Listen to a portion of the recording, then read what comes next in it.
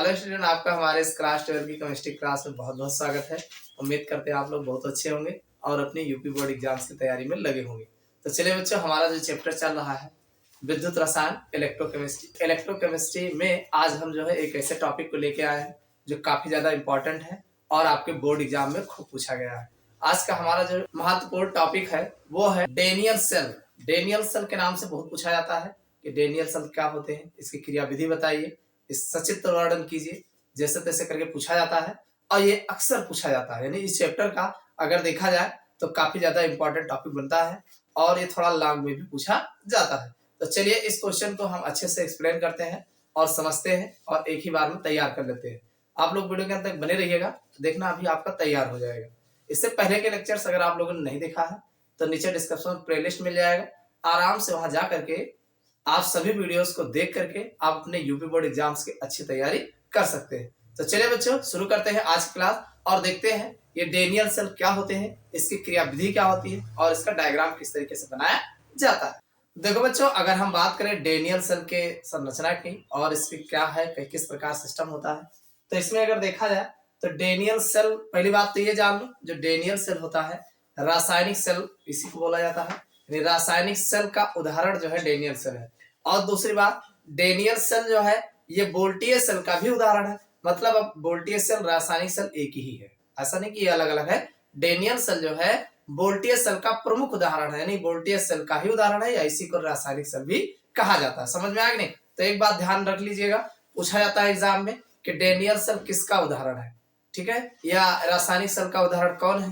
तो Daniel cell बोल्टीय और बोल्टीय cell का उदाहरण कौन है, डेनियल सेल। तो जाने रहिएगा और जब भी पूछा जाएगा तो डेनियल सेल की क्रियाविधि, संरचना और इसकी कार्यप्रणाली क्या है। देखो, ये जो डेनियल सेल होता है इसमें दो अलग अलग हाफ सेल होते हैं। क्या होते हैं? दो अलग अलग हाफ सेल होते हैं और दोनों अलग अलग हाफ सेलों को एक साल्ट ब्रिज द्वारा आपस में जोड़ करके एक कंप्लीट सेल बनाया जाता है। कैसे बनाया जाता है? इसमें Zn की छड़ जिंक सल्फेट, यानी जो Zn की छड़ होगी, देखो यहाँ पे ये Zn की इलेक्ट्रोड है और कहाँ डूबा है, जिंक सल्फेट सोल्यूशन में डूबा गया है। एक तो Zn की छड़ जो होगी वो ZnSO4 के विलयन में डूबा होगा और साथ में तथा Cu की छड़ CuSO4 के विलयन में रखा होगा। यानी Cu की छड़ जो होगी, ये इलेक्ट्रोड जो होगा CuSO4 के विलयन में जो है डूबा होगा। यानी दो अर्ध सेल होगा। पहला सेल जो आपका Zn का इलेक्ट्रोड होगा तो ZnSO4 के सोल्यूशन में डूबा होगा और दूसरा जो हमारा Cu का इलेक्ट्रोड होगा वो CuSO4 के विलयन में डूबा होगा। इतनी बात क्लियर हो गई। अब आगे कहा गया तथा दोनों विलयनों को एक लवण ब्रिज द्वारा जोड़कर एक पूर्ण सेल बनाया जाता है। यानी जो दोनों हाफ सेल हैं इनके विलयनों को हम एक साल्ट ब्रिज द्वारा आपस में जोड़ देते हैं। किससे जोड़ देते हैं?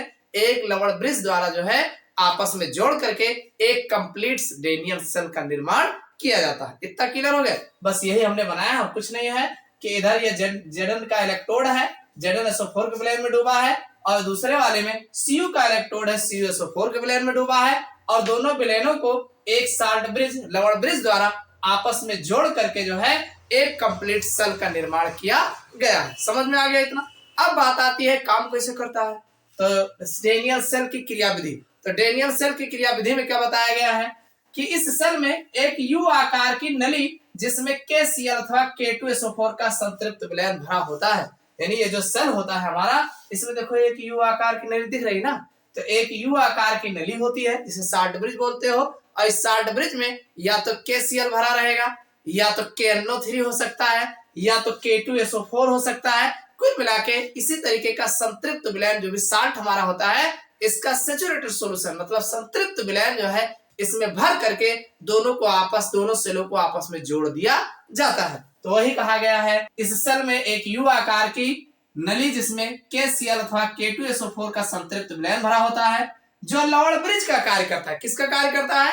लवण ब्रिज का कार्य करता है। दोनों इलेक्ट्रोडों को किसी धातु की तार से जोड़ने पर, यानी इस इलेक्ट्रोड को जैसे ही धातु की तार से हम जोड़ते हैं, धातु की तार से जोड़ने पर विद्युत धारा उत्पन्न होती है। यानी तुरंत जो है इलेक्ट्रिसिटी बहना स्टार्ट हो जाती है, यानी धारा जो है उत्पन्न हो जाती है। Zn की छड़ एनोड तथा Cu की छड़ कैथोड का कार्य करती है। यानी जो हमारा Zn इलेक्ट्रोड लगा है ये एनोड का कार्य करता है और जो हमारा Cu इलेक्ट्रोड लगा है ये कैथोड का कार्य करता है। समझ में आ गया? ये एनोड का और ये कैथोड का कार्य करता है। क्लियर? अब इसमें इन दोनों में जो अर्ध अपक्रियाएं होती हैं, भाई अगर हम एनोड पर बात करें तो Zn जो हमारा होता है ये 2 इलेक्ट्रॉन निकालेगा। अब 2 इलेक्ट्रॉन जब निकालता है तो इस पर ऑक्सीडेशन होता है, ऑक्सीकरण होता है। और कैथोड पर इस पर अगर हम बात करें तो ये 2 इलेक्ट्रॉन ग्रहण करेगा। तो दो जब इलेक्ट्रॉन कोई ग्रहण करता है तो वो अपचयन अपक्रिया होती है। तो दोनों अर्धशेलों में एक पर ऑक्सीकरण और दूसरे पर अपचयन अपक्रिया होती है।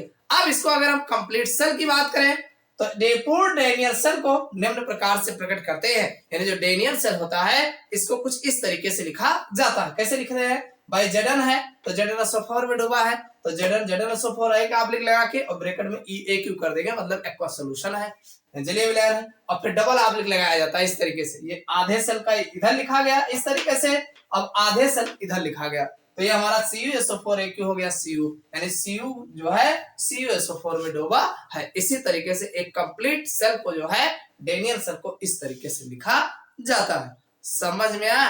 तो इस तरीके से कुछ इसमें नया नहीं है। पहली बात तो जान गए कि डेनियल सेल वोल्टेज सेल अथवा रासायनिक सेल का प्रमुख उदाहरण है। दूसरी बात, इसमें एक Zn इलेक्ट्रोड होता है जो ZnSO4 के विलयन में डूबा होता है, और दूसरा अर्धसंयोजक Cu इलेक्ट्रोड जो है CuSO4 के विलयन में डूबा होता है। और दोनों अर्ध इलेक्ट्रोडों को हम साल्ट ब्रिज द्वारा जोड़ करके एक कंप्लीट जो है डेनियल सेल का निर्माण करते हैं। इसकी क्रियाविधि की बात करें तो इसमें एक U आकार की नली होती है। ये जो नली है इसमें KCl अथवा K2SO4 का संतृप्त विलयन भरा होता है, और जो लवण ब्रिज का कार्य करता है, यानी जो लवण ब्रिज होता है इसका कार्य करता है। और दोनों अर्ध इलेक्ट्रोडों को जो किसी धातु के तार द्वारा जोड़ते हैं तो हमें जो है जिंक की छोड़, यानी जो जिंक की छड़ होती है ये एनोड का कार्य करती है। किसका कार्य कर रही है? एनोड। ये एनोड का कार्य करती है। और कॉपर की छड़ जो होती है ये जो है कैथोड का कार्य करती है।